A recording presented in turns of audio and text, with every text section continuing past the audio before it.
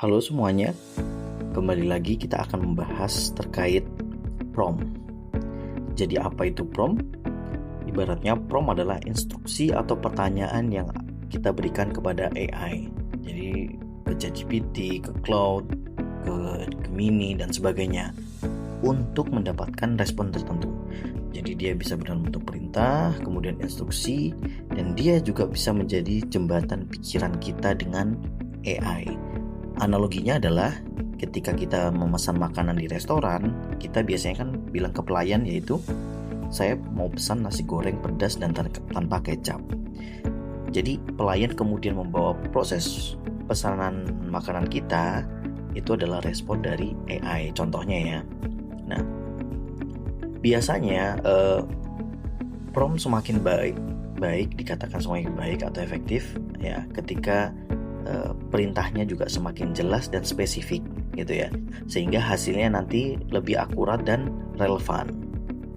Nah, kemudian apa sih prompt engineering gitu ya? Nah, ini ada salah satu seni atau ilmu ya. Jadi prompt engineering ini makin populer belakangan ini. Dia adalah seni dan ilmu untuk merancang instruksi. Kenapa seni? Karena memang ya butuh kreativitas dan sebagainya gitu kan. Dan ilmu ini ada spesifik ilmu yang memang mempelajari terkait prompt engineering ya. Jadi untuk menghasilkan output yang diinginkan ya kan, tentunya prompt engineering ini punya beberapa teknik dan sebagainya ya. Nah, fungsinya tadi untuk menjembatani komunikasi antara input manusia dan AI ya. Jadi tentunya prompt engineering sendiri harapannya ya itu bisa menghasilkan output yang diharapkan oleh kita gitu ya. Nah, setiap prompt yang efektif itu punya beberapa komponen kunci ya yang tentunya bisa diterapkan gitu ya. Yang pertama yaitu adalah role assignment.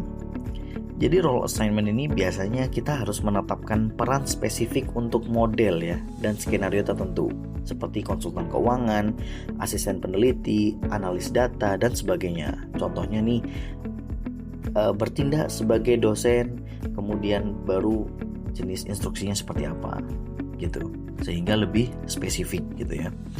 Kemudian ya ada yang selanjutnya yaitu context injection.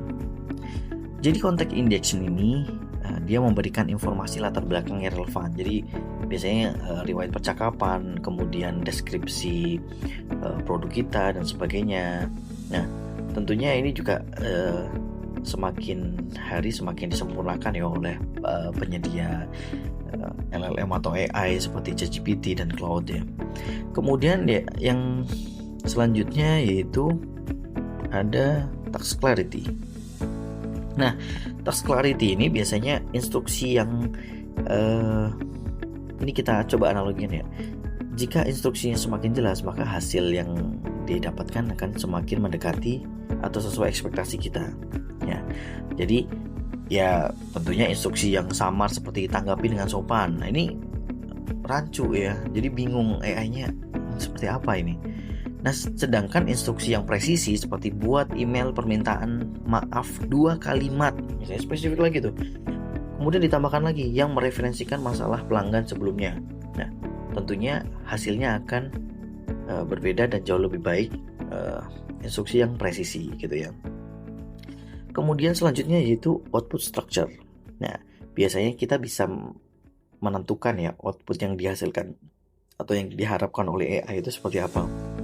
Bisa jadi dalam bentuk JSON atau teks biasa atau markdown atau poin-poin atau bahkan multi langkah gitu ya.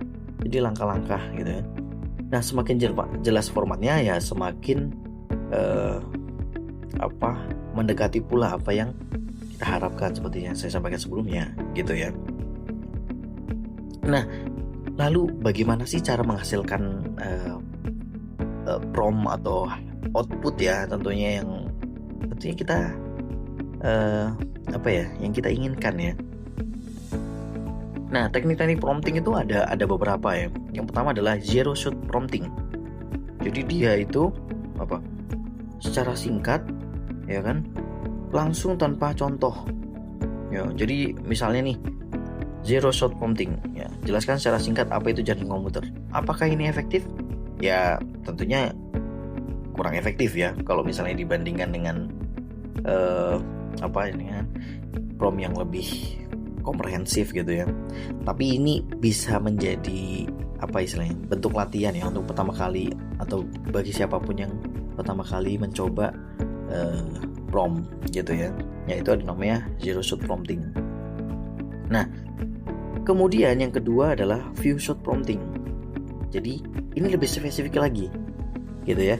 Jadi contohnya nih, promptnya adalah tentukan apakah kalimat berikut positif atau negatif gitu kan. Dia memberikan contoh nanti outputnya inginnya seperti apa sih ya. Jadi dia pengennya contoh adalah kalimat kemudian labelnya apa gitu ya.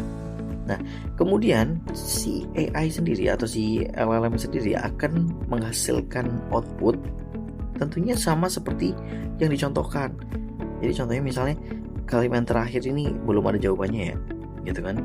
Nah, suasana nyaman untuk keluarga. Nah, dia akan memberikan jawaban sesuai dengan contoh gitu ya. Nah, ini salah satu contoh few shot prompting. Nah, tentunya untuk few shot prompting ini biasanya efektif ya untuk tugas yang memang spesifik atau meningkatkan akurasi ya gitu, yang membutuhkan akurasi tentunya.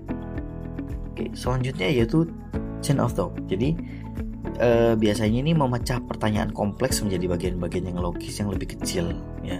Jadi meniru alur pemikiran gitu ya. Jadi istilahnya isi kepala kita pengennya seperti apa sih, itu dipecah menjadi beberapa bagian gitu ya.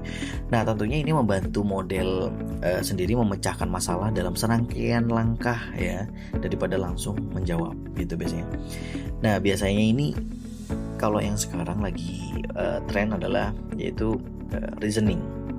Jadi ada beberapa AI yang kalau kita contoh ya, jadi biasanya ada fast answer atau reasoning answer, dan si AI sendiri sekarang sudah mampu melakukan reasoning answer gitu ya.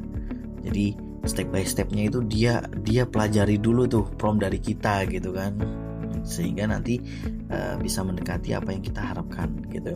Nah, contohnya selesaikan soal berikut langkah demi langkah.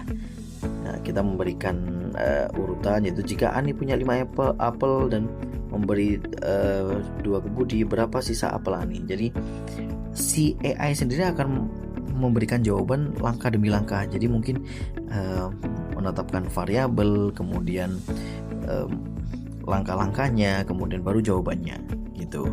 Seperti itu. Ini adalah contoh-contoh dari chain of thought atau contoh dari teknik prompting. Nah, tipsnya, gunakan bahasa yang jelas dan tidak ambigu ya. Kemudian sertakan instruksi spesifik, dan yang bila perlu ya tambahkan contoh seperti yang seperti sebelumnya gitu ya. Oke, kita akan coba membuat kita coba melakukan prompting ya, dan coba menginstruksikan ke Gemini ya. Kita ambil contoh ya. Jadi contohnya adalah Anda adalah dosen ilmu komputer. Ini apa tadi? Role assignment ya. Yang berpengalaman. Ini adalah role assignment ya. Kemudian jelaskan secara singkat dan mudah dimengerti konsep machine learning kepada mahasiswa baru. Jadi spesifik untuk mahasiswa baru, supaya nanti si AI tidak melantur atau tidak kemana-mana gitu, dan udah fokus ke mahasiswa baru yang belum punya latar belakang teknis. Nah, tentunya nanti jawabannya diharapkan tidak terlalu jelimet atau terlalu teknis gitu ya. Nah, kalau perlu tambahkan juga, gunakan analogi sederhana dari kehidupan sehari-hari dan hindari penggunaan istilah teknis yang sulit. Nah, kemudian yang terakhir yaitu tuliskan penjelasan dalam paragraf pendek sebanyak 3-5 kalimat. Singkat saja gitu ya. Kita akan coba sekarang di Gemini. Oke, kita akan coba melakukan prompting ya di Gemini sesuai dengan prompt yang sebelumnya. Oke, kita akan coba. Anda adalah dosen ilmu komputer yang berpengalaman menjelaskan secara singkat dan mudah dimengerti konsep machine learning atau apapun lah, gitu ya. Kepada mahasiswa baru yang belum punya latar belakang teknis, ya, gunakan analogi sederhana dari kehidupan sehari-hari dan hindari penggunaan istilah teknis yang sulit. Tuliskan penjelasan dalam paragraf pendek sebanyak 3-5 kalimat. Kita coba ya. Oke. Bagaimana hasilnya? Nah, seperti ini. Hasilnya adalah, bayangkan Anda sedang mengajari seorang anak mengenali kucing dan anjing. Jadi dia memberikan analogi yang sehari-hari, ya. Anda tidak memberikan rumus, melainkan menunjukkan banyak contoh gambar dan memberitahu ini kucing, ini anjing, dan sebagainya. Setelah melihat banyak contoh, si anak akan mulai menemukan pola sendiri. Misalnya kucing punya kumis panjang, anjing punya moncong, dan sebagainya. Nah, ini adalah hasil dari prompt yang saya sampaikan sebelumnya. Jadi kalau bisa ya ada role assignment dan sebagainya, sampai instruksinya jelas, jadi nggak ambigu. Kalau bisa spesifik, ini untuk mahasiswa baru, gitu kan. Kemudian tulis dalam penjelasan dalam paragraf pendek, seperti itu. Baik, itulah video terkait dasar dari prompt. Kemudian kita juga sudah belajar terkait prompt engineering, apa itu prompt engineering, kemudian teknik prompt seperti apa, kemudian contoh prompt yang efektif seperti apa, gitu ya, kemudian anatomi dari prompt seperti apa. Oke, stay tune, jangan lupa like, share, komen, serta subscribe. Terima kasih.